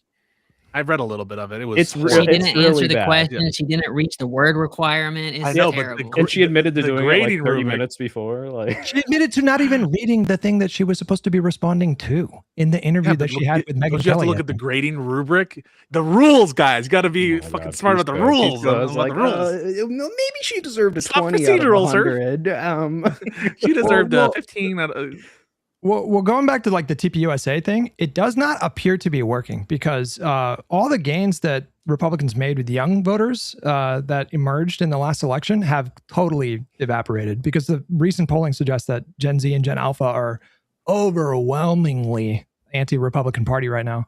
But this is concerning. I mean, like, what's that going to look like in 10 years if we have these little Hitler Youth chapters in every school across the country? But yeah, the trend so far is not holding. Well, You think they're going to be trans positive? Trans. I think young They'll people like trans overwhelmingly people more than are. old people do. Yeah. That's for sure. You can't like them any less than old people do. True. But Larry Ellison owns TikTok now, and Elon owns Twitter. And Wait, Larry Ellison owns TikTok? yeah, Well, with the new deal, thing, whatever it is. he hasn't taken control yet, but the new deal is he gets to own most of TikTok. Oh, they're going to think- acquire it in a deal, right? Yeah. Yeah. Okay, got it. So And CBS too, right? Doesn't he own CBS now as well? yeah. Yeah. Oh my God. The CBS is good. stuff This is really great. brazen. Like they're just like, hey, don't air this because it might make Trump look bad, essentially. Like they didn't air the CCOT thing. They took down the Epstein Files segment. Like it's just become like a new OAN or like a Fox, well, not Fox News, but like something more brazen, like OAN, or what's the other one? Newsmax. Newsmax. One American, Or yeah, Newsmax. That's the one. Yeah. Okay, Well- so I want to role play with you right now. All right, I'm going to be Barry Whoa. Weiss, and you're going to Whoa. be the 60 Minutes people who Okay. worked really hard on your CCOT thing. All right. Oh, Mrs. So, Weiss, you're not supposed to be yes. in here this late. No, I'm sorry. I know that it's like 1 hour before you're supposed to air your CCOT documentary, but you can't go live with this. Sorry. Wait, why not, Miss Weiss? You didn't ask Stephen Miller if he feels bad that he sent people to CCOT.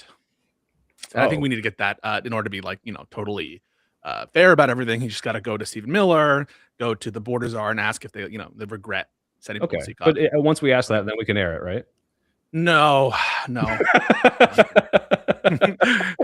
Like They that, They still not aired state of it? CBS. Well, they I don't aired, think they have. they aired it briefly in, I think, Canada. So it leaked Yeah. on the There was a internet. leak in Canada. Yeah. But yeah, that whole situation is crazy. They Right. came out with a statement where they were like, for too long, this network relied on the opinions of like experts and academics, and now we endeavor to listen to you, the viewer. And it's like, Jesus, this is literally like idiocracy in action here. It's like probably a good thing to have experts come on and talk about things that they specialize in, but whatever. They said that they're going to cover news like you see it. Right? Yeah. And it's like, Right. how do they know how I see it? And why is your logo an eyeball? This is creepy. Also, the median view, the median like American reads it what, like a 6th grade level or a 5th grade level? I mean, that's just not a good idea to craft your news that in that way. Do those people watch news? You know what? They don't want us, but you know what? 60 Minutes was a highly rated show. I don't think that they had to fuck with it. The only, I think, reason that this kind of shit is happening, and it also relates to some of the other weird shit happening, like with CNN and pressuring them to censor stories and to be like nice to Trump and all this shit, is because so many of these organizations have some regulatory concern, either with like an upcoming merger or potentially with like their broadcast licensing with respect to like Kimmel and that shit. And yeah, it seems like a lot of different groups, including, by the way, other countries, anywhere where Trump has leverage, they're just bending the knee. I'm glad, by the way, that we have some law firms that are willing to stand up to what Trump is doing with the law firms and shit, because oftentimes when they go into court, they win, but so few people are willing to actually fight tooth and nail against the illegal shit that Trump is doing. I don't know. It feels like chicken shit. To say nothing of, for example, Amazon and Bezos and shit. And like, it seems that the Washington Post has just become, I don't know if I want to call it MAGA news, but much more sympathetic. I think they came out in support. The editorial board or whatever editorial group came out in support of the Venezuela strike. Well, that started back when they refused to make an endorsement back before the election, and they made a big stink about it. Instead of just saying nothing, they were like, "We don't endorse Kamala Harris." So, and we should never have endorsed anyone. Should we talk about should we talk about Walz a little bit? Yeah, exactly. Yeah. Speaking of chicken shit, what the fuck? Does anybody support this? Bullshit. This is some bitch assness right here. Give us the whole spiel, guy. You seem angry about it. Well, I mean, why is he leaving? It just affirms everything the right has been bullshitting about for the last week. You know, there's no fraud uncovered. He's the one who's been clamping down on it since 2021 with Biden. And yet now it just makes everybody think that he did something wrong. And I don't know how he can just bail right now in the middle of it. No story is going to last in the news for more than like 2 weeks. This would be ancient history in a month. What the hell is he doing? I don't agree with that. I think this story did catch a lot of like, I don't know, it got promoted a lot. Like I mean, anecdotally, I started seeing just like daily comments in my replies talking about this story in posts that had nothing to do with Tim Walz. And so that just like was an indicator for me that this story had like extreme salience with like conservative voters. I think what he did was selfless. Like, I think that him stepping down puts the Democratic Party in Minnesota in a stronger position. So, you know, I like him. I like his policies. I like the way that he governed, but I mean, it would be nice if we saw more politicians like put the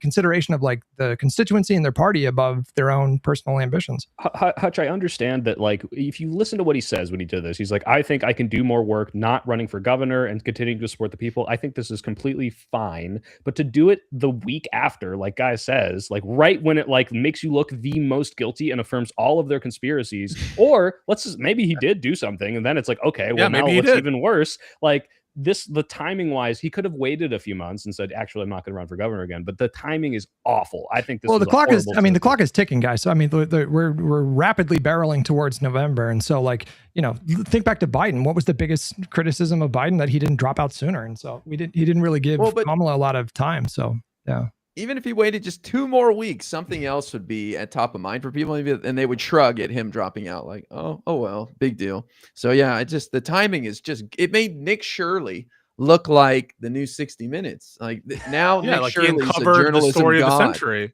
Yeah, if you watch the video, he took down Tim Walz with his bullshit expose. Yeah, and that's the thing, guys. Like, this is affirming just the dumbest video ever. Like, there might be fraud there, and that is not what these guys found. You watch the video, and it's like, hey, we came to a daycare that runs from 2 to 10 p.m. You're not allowed in the daycare. Yeah, and they're like, where are the kids? Where are the kids? And it's like, come back at 2. Like, you know, like it's fucking like 10 a.m., dude. The Leering Center. Like, can I just like, this is an excerpt from Walz's statement. He says, all across the state, Minnesotans are hard at work on this problem, the fraud.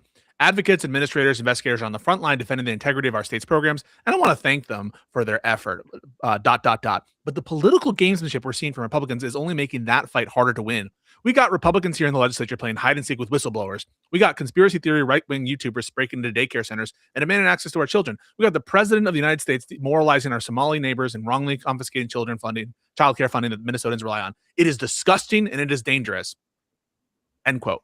And so I'm just going to capitulate and just basically give them the ultimate dunk and say that, you know, it's all okay. Well, it makes me think that there's like something else going on. Like, just consider the fact that this guy, you know, he was a governor, so a well-known person, but he was thrust into the national spotlight. That was a really high-pressure situation. Maybe just coming off the heels of that was like really tough for him to recover from, and maybe his family is like suffering from all this stuff. Also, like maybe he's getting calls from Minnesota lawmakers that are getting just hammered on the phone lines, and so I don't know. I obviously I think there was a lot of pressure on him. And he made the decision that he thought was the right move. And so I don't know, like you call it weakness, but I think like the Democratic Party in Minnesota are probably going to be fine. They're probably going to be like their standing is probably going to be a little bit better going into the next. I want you to criticize one Democrat. Criticize one Democrat. Let's right now. Ro Khanna. I think he's. Fuck you, dude. She fucking really for what? For Epstein stuff?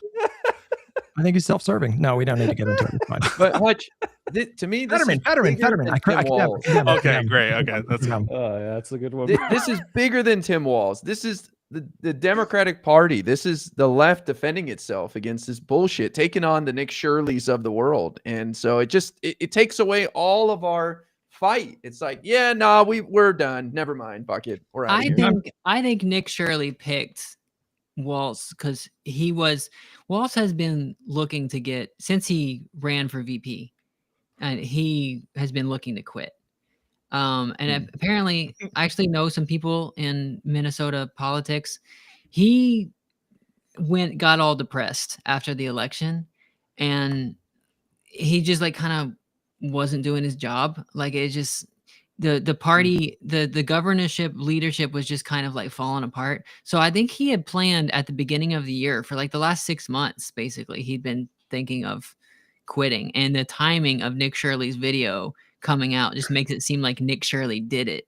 But I don't. How does that correspond with, or how does that line up with him announcing to run again in September? Like it was just a few months ago. In September? I think so, right? Isn't that maybe the guy's bipolar, because he's got times where he's real depressed and times where he's gonna take on the whole world, and he just decided to finally give up. If that's true, then I bid Tim Walz farewell.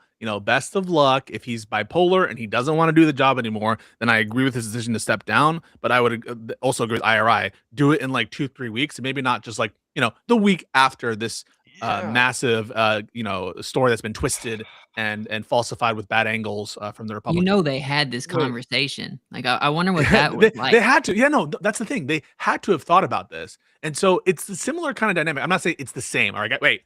Hey, fucking Pisco haters out there with Pisco Rangers in there. I'm not saying it's the same, but it's a kind of dynamic that I recall from like the Epstein files with Trump, where it's like, well, Trump must know that it looks bad to do these redactions and withholdings, whatever. And so whatever if he's considering this, there must be something that he's saying that like is worth whatever action he's taken. And that's the kind of dynamic where I'm like, well, yeah, Stacey's right. They must have thought about this. So why do they do it notwithstanding that? There must be some reason there, some political reason, some feeling of vulnerability, perhaps. Well, if he doesn't have the fight, go ahead, guy. Sorry. Well, I was just saying, I don't know. It starts to make people think maybe he is guilty of some shit, right? Yeah. Like, I hate to say it, but like, what the fuck? Yeah, I mean, like if he doesn't have the fight in him left, I mean, shouldn't you want him to resign? I mean, you needed somebody that's up for that moment. If he doesn't have it in him, he's out of gas, then get out of there. Yeah. And devil's advocate, why won't this be forgotten in 2 weeks? It will be forgotten tomorrow. It will. Okay. Yeah. So it's like they got a little bit of an extra win here, but ultimately, will it be that bad? Opportunity to fight, and I wanted to square up, and we were starting to fuck these guys up, picking holes in his story, and Nick was getting embarrassed, and now Nick Shirley's a god. But I will say a silver lining is Governor Amy Klobuchar. We all love Amy Klobuchar, of course. Senator or governor? Oh, she's gonna run. Who am I going to? Whose name am I going to put out there? Senator Al Franken. Let's go. Give him back. No way. Are you serious with this shit? You're like he literally made a stupid joke that the person he was doing the joke to was in on. Apparently, didn't so he it wasn't grope even someone. No, he didn't even. It was a joked like picture he where- was yeah. groping, right? So he didn't actually grope her, and she knew about it. To be clear, I think there were allegations of forcible kissing. Was Al Franken a groper? I think it was. He did not grab her boobs. He was like doing the whole thing that like, oh, I'm grabbing her boobs, but you're not really. That whole This thing. is from PBS. Al Franken apologizes to women who said he groped them. Oh, You know what? We're just fact checking you guys real quick. Uncancel Louis. Uncancel Roseanne Barr. Uncancel. Who else did nothing wrong? Unburn the Waymos. Unburn the Teslas. Roseanne legal. Bring back Elon. Roseanne made a post when Kimmel got fired for a second or sidelined, where she was like, I seem to recall another Democratic president doing this, implying that Biden did that to her, but she went after like Roseanne. 2019 or something like that when Trump was president. It was insane. They made a call, okay? They have connections. They're back channels, I suppose. Roseanne, get Roseanne off. We don't like her. Roseanne is. Democrats are addicted to old people. I don't know what it is. We don't need Al Franken. Let's get someone new and young. I just want some dynamism. I want some What do you mean, what here, guy? You know this. You know He's a this. god. Al Franken is a comedic god. He'll go in there and clown on Trump. He'll be a charismatic. He'll grope just Trump lightning on the rod. stage. He'll, That'll be great. he'll grope him, groper in chief. He's Wait, got we big have to enough moves. we have to do like the regular set of questions for Stacy before we have to end. We have to ask the following first. A, who do you pick, Graham Plattner or Janet Mills? Go ahead. For what? Oh, Senator in Maine. Listen, I don't really. Okay, Janet Mills stood up for trans people against Trump. That's cool. And she doesn't have a Nazi tattoo. So 2 big wins. Well, that you know of. We got she could Janet be Mills. someone Now else. you know. No, I He's don't old. want a Nazi tattoo in the party. So I'm sorry. Space. Wow. And next for Texas Senate Democratic nomination, we have is it James Tallarico? Oh my God, I can't even Yeah. think. Tellerico. Yeah. Okay. Mhm. Versus Crockett. oh my God, Crockett. Yeah. I like Crockett, but I don't think that the average Texan does. I think Houston does. But I think Tallarico has a better chance. Just looking at the polls, of her disapproval is already so high that she can't win. Tallarico has a lot of unsures, so maybe he could, So Okay. Should Schumer step down from leadership? it should be up if the Senate votes against it. They picked their guy. They picked him for a reason. I think he's a fall guy Where right would you now. vote if you were in the Senate? Where would you vote? I don't know what goes on in the backroom dealings stuff. I think that the whole shutdown stuff. I think the shutdown. There's another shutdown coming up. Like I think he's lying right now about them not doing a shutdown just to keep it out of the news cycle, so that when it does actually happen, I think that he's lied about a lot of things for strategic reasons to protect Democrats. So whenever they're done with him, they'll pick somebody else. But I don't think we should have a big winner as the Senate minority leader right now. That's not a great position to be in. Like this, whoever this is going to be a very unpopular guy. And, hopefully Schumer, I think he should quit, not run for the next election, because he's just crazy unpopular and whatever. But for now, he's the fall guy. And we should elect someone popular whenever we actually have the Don't majority. do it, Hutch. You just gave 3 unbelievably based answers. Oh wait. my God. Let's watch the Unbelievably Schumer based clip. on Let's see all if it 3. changes their mind. Okay. On all 3 questions. I was going to see the Schumer clip.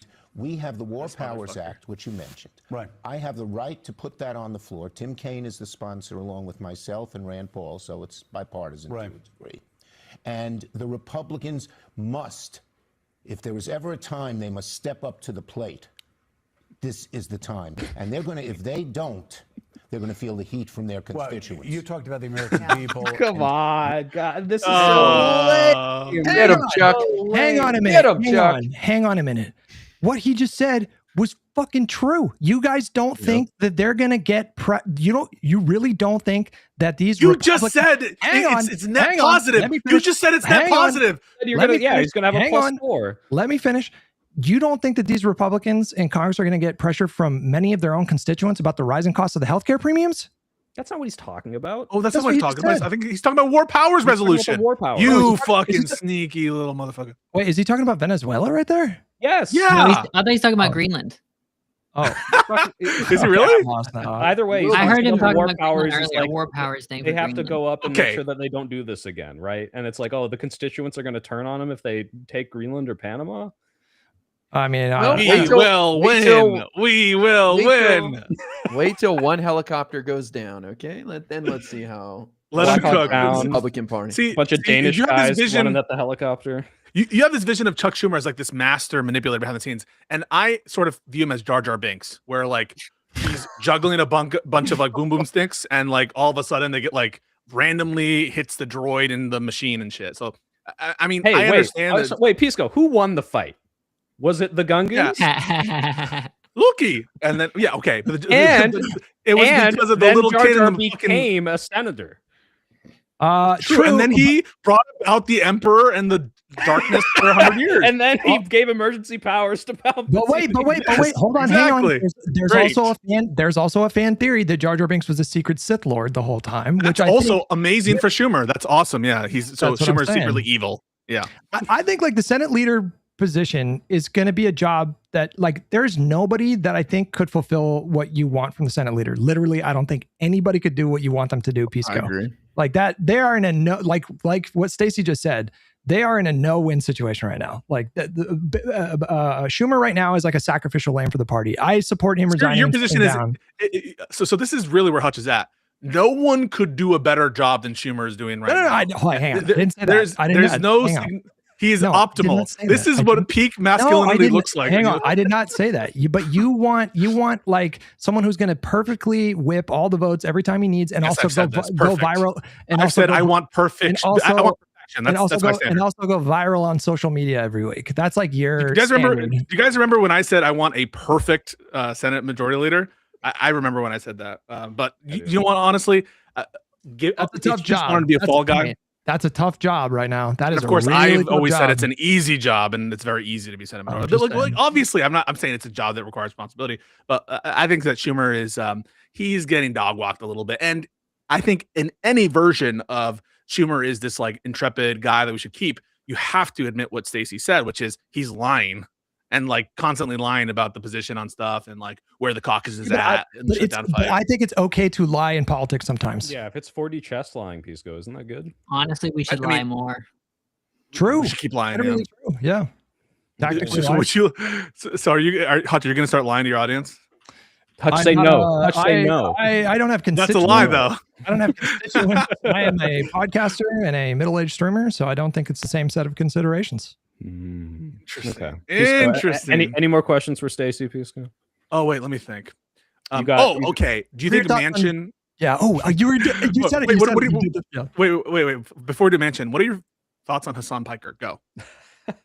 Hassan Piker? Yeah. I think he would never have me on his show. Why not? That's a good sign. I just don't think he would. I think that he doesn't like trans people. Oh my God. That is a clip on his show, and I wasn't impressed with his coverage. Oh shit! And what brings you to believe that? Well, I think that a lot of the, I wouldn't say he's necessarily. Is he a tanky? Does that count? Does he count? Yes. Well, he is self-identified as a Marxist-Leninist. Okay. Well, here's the thing about the Marxist-Leninists. I was in the Missouri Capitol against all of these anti-trans bills while they were there testifying against all of this stuff. You know who wasn't there? Marxist-Leninists. Oh. They never showed up. It was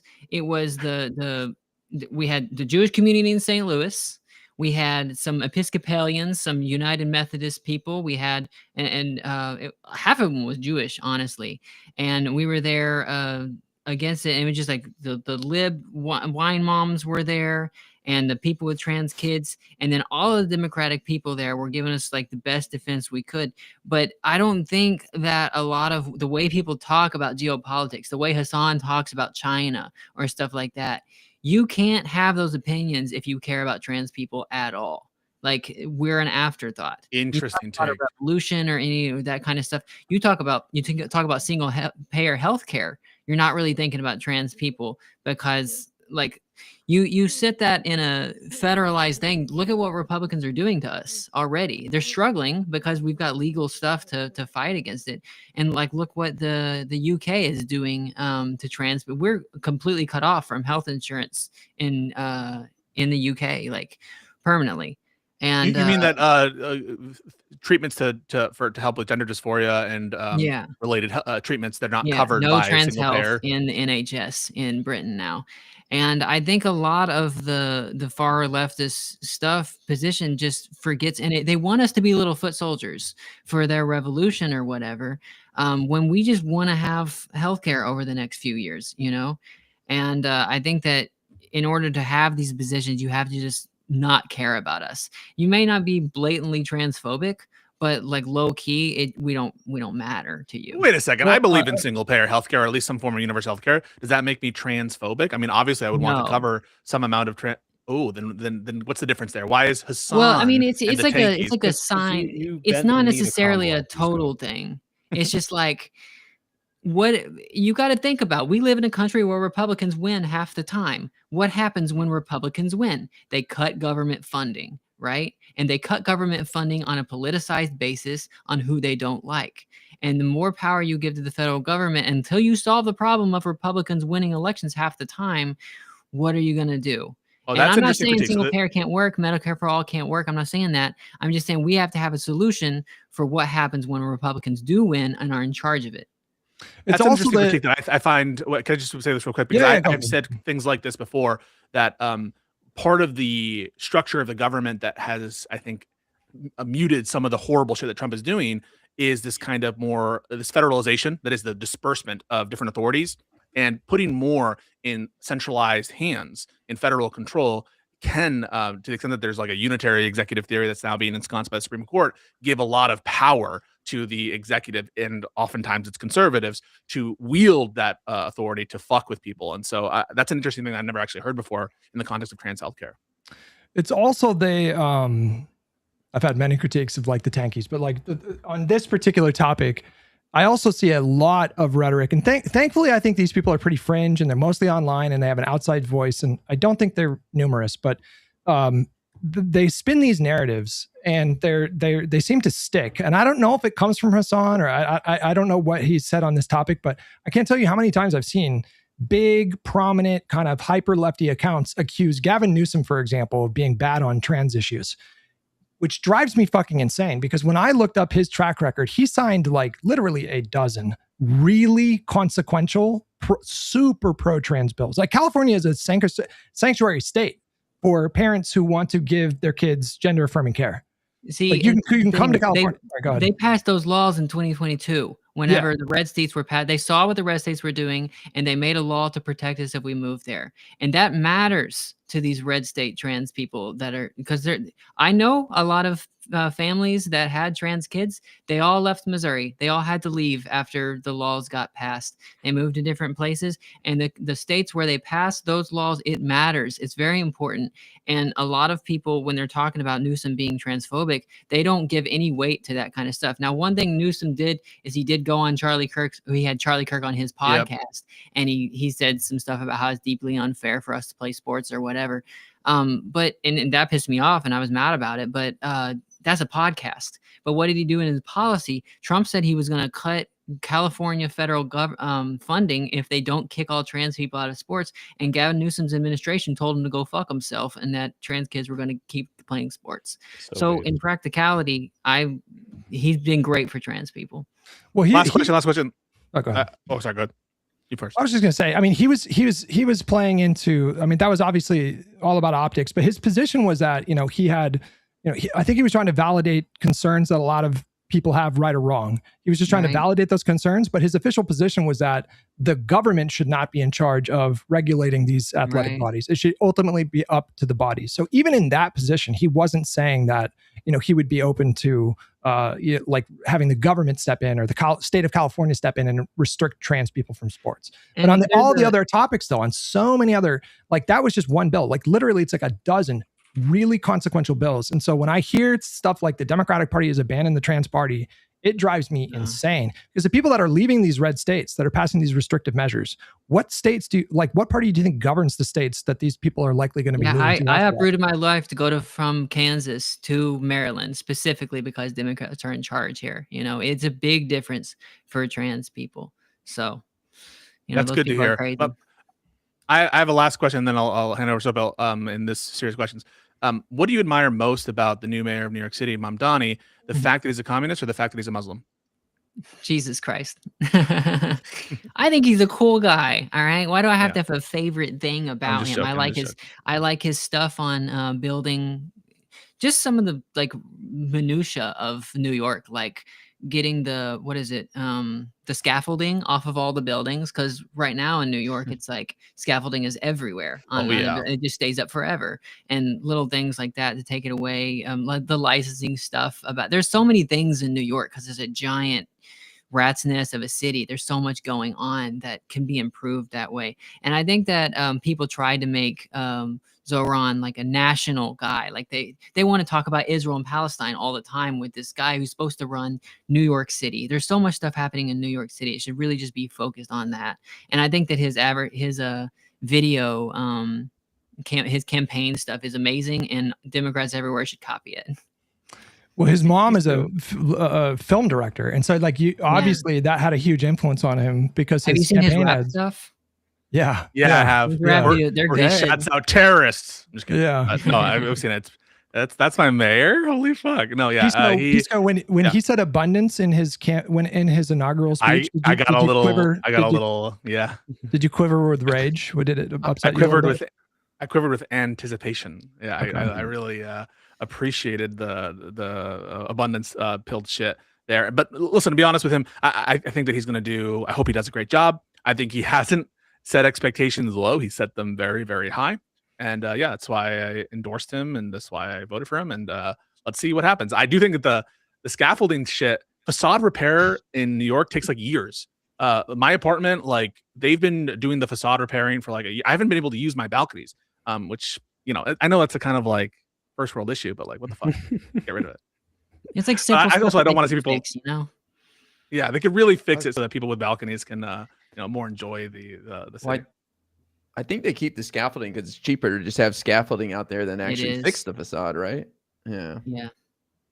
We don't want people to get killed by like chunks of concrete falling down, I guess. Yeah. It's little stuff too, man. Like you got me to think about things I never would have thought about as someone who doesn't live in New York City, but like the process of getting like a permit to sell to sell food or whatever. Like he laid it out. I'd never heard about. People are like, it costs like $20,000 to purchase this permit. And so people buy the permit and then like sublet the permit, basically. Like other people, vendors pay these people so they can use that permit. It's insane. And so that one policy of like bringing that permit cost down to like, what was it, like $50 or $200 or something like that, is like that could make a huge difference and actually they're like scalping it. It's like the Pokemon card scalpers. Yeah, it's insane. These fuckers trying to corner the market. Those guys make bank. I've heard some of them make six figures. The guys that their licenses, you mean, or the vendors? No, the people selling hot dogs making like six figures because like at a museum or something. Oh yeah, every hot dog's like $30. So out of touch, Pisco, that was your Hillary Clinton moment. How much can a banana cost, Michael? Yeah, what's $20. Banana, Michael. Well, should we call it there, guys? Or yeah. So Stacy, I have your Twitter link in the description, but where can people find you? What's coming up? Anything to plug? Shows, tours, Rage Bait, Fox News clips you're about to put out. What's going on? I guess follow me on Instagram and YouTube. That's my favorite ones. I post a lot on Twitter, but I'm not a fan.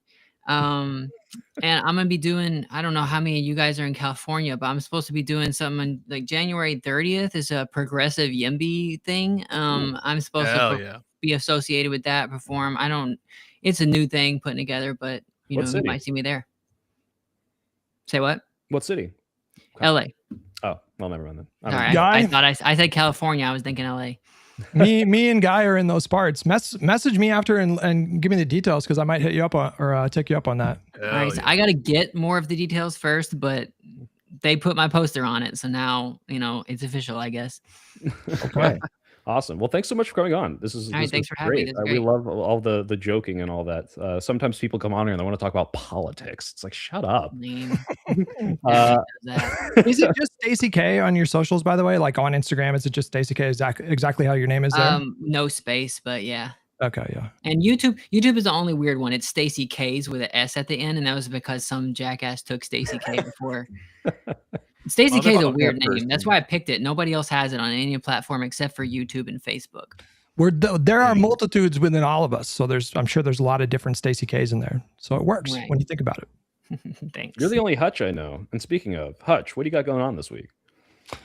Fucking bunch of bullshit. No, I don't know. Just normal stuff. I've been working gaming into this stuff, so into the stream. So I do back to gaming. Yeah, I'm fucking hopelessly addicted to Arc Raiders. So I'm doing politics for like 4 to 6 hours, and then I'll do like Arc Raiders for the final push. But yeah, Sunday through Friday, 8:30 a.m. Pacific, 11:30 a.m. Eastern is when I start. All right, IRI, what's going on? Yeah, one of these days I'll have something, but I'm just on my TikTok debate grind. So it's same name. I'm really important on TikTok. Come hang out. It's hilarious. You found your niche. It's working. Pisco's getting his clips in the algorithm, so keep it up. Something's working. Yeah. Pisco, what's going on this week? Two things. So the first is I am trying to pin down this slippery Drew Pavlu guy who's talking all this shit. I can't wait to like talk about this. DM shit is absolutely crazy that's happening right now. So that might happen. Probably won't happen this week based on shit that he's telling me, which Drew Pavlu, you fucking asshole. But one thing that definitely is happening is I'm going to AC this week as part of Word War Debate. All right. It's not World War Debate, it's Word War Debate. And I'm going there and I'm going to be debating Ryan Mullally on the birthright citizenship issue. I will be in front of a crowd of dozens of people in a studio or no, some kind of like arena thing. And there's apparently some VIP thing where you can meet people who espouse their entire worldview. So go buy tickets. It's Word War Debate. And I'm the undercard because apparently, that's where they put the line. Wait, are you saying that fans of this show can meet you, Pisco, in real life and touch you in real life? Yeah. Yes, except if you're that one guy who like won't stop DMing me that he's like, where are you gonna be? Let's meet up, because I called him a bitch that one time. I don't know if you remember that. No, I called this guy. He was like this like humongous guy who was at one of the Tim Pool events that I went to, and I was like, dude, don't be a bitch, just answer the question. And like he has not gotten over it, and he's just like messaging me constantly like, what you call me a bitch for? What you call me a bitch? I'm like, dude, you can come to the next Tim Pool event when I'm on, or you can go here or that. But yeah, I would prefer he doesn't touch me. But other than that, come forth. My end, I am hoping to have my video out tomorrow on all the fucking little grifting grievance people and their political victimhood. That's going to be for patrons and members. Then for everyone else the day after. And then I'll stream a video game. Maybe that, what's the French one? Expedition 33, Claire de what is it called? You know it. Claire Obscure. Claire Obscure, yeah. I think I'm going to stream that once I'm done with the bid. So keep an eye out. Have you played it yet? Is this your first time playing it? No, I'll be a blind playthrough and see if it can change my opinion on French people from it is great. It's going to ruin your life. It's a great, very addictive. It's one of those games where it's like, all right, one more fight, and then it's like 3 That's how it is for you. For me, I'm emotionally like drained when I play this game. Like it's a great game, but like, I mean, I guess the story is more just kind of like makes me all existential and makes me want to like, quit weed or whatever. I don't know. I feel like I'm getting old while I'm playing the video game. I should stop playing video games. No, it is great. It is an emotional experience for sure. Okay, yeah, definitely. Well, I will tailor my expectations to both of those opinions, and we'll see which one wins, whether or not I want to die or play more. Thanks so much for coming on, guys. This has been Lib and Learn. Same time next week, and don't forget to keep living and learn. We need a slogan and an outro. Yeah, we don't have anything. Figure it out. It's up to you. Stacy, thanks for coming on. It was nice to meet you. Bye, guys. Thanks, Stacy. Nice to meet you, Stacy. Stay cool. Have a good week, everyone. Stay safe.